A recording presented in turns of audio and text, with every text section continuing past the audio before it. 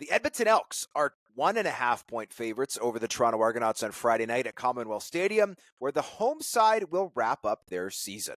Chad Kelly has been listed as Toronto's third string quarterback, with Cameron Dukes getting the start, while 8 other Argonaut starters will either not play or fill depth roles. The Elks, meanwhile, will have Trey Ford under center in what could be his last game as a member of the team, depending, of course, on how free agency shapes up. Can the Elks cover the spread against a depleted Argos team, or will the Boatmen spoil the party? The Argos are the best team in the CFL right now in terms of the way they've played the last number of weeks. And I'm still, regardless of what happens in this game, going to bet on them to come out of the East Division and make a run at the Grey Cup. But I think they're missing too many pieces in this game against an Elks team that still has shown that they're willing to play for pride. Specifically for me, it's the offensive line. Like Ryan Hunter is that team's best offensive lineman. He's going to be dressed like in a depth role. I don't think he's going to be out there. And you've got John Bassett, the rookie out of the University of Calgary, starting at left tackle. That's going to be a tough matchup for him. He's not a guy who's got the fleetest feet. He gets a lot done with length.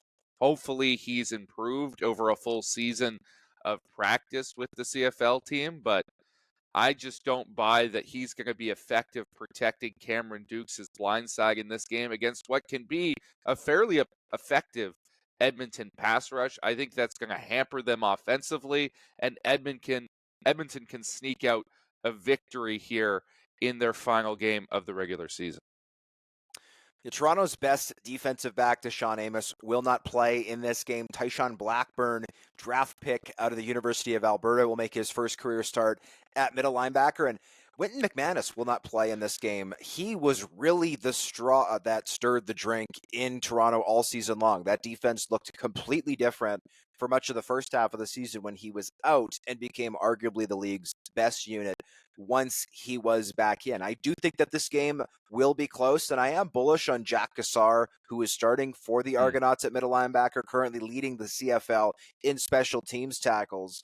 But I think that the Edmonton Elks are still fighting, right? They've got fighting for jobs on the field. Jarius Jackson is fighting to have the interim tag removed from him as their head coach this offseason. General manager G. Roy Simon looking for the same to get that interim tag removed in the personnel department. So I am going to take the Edmonton Elks here. I just think that the Argonauts, as much as I agree with you, JC, they're number one on my ballot for our power rankings here at 3 Down Nation, and they finally cracked number one this past week. I think they're the best team in the CFL, but they are not going into Edmonton with their full complement of weapons.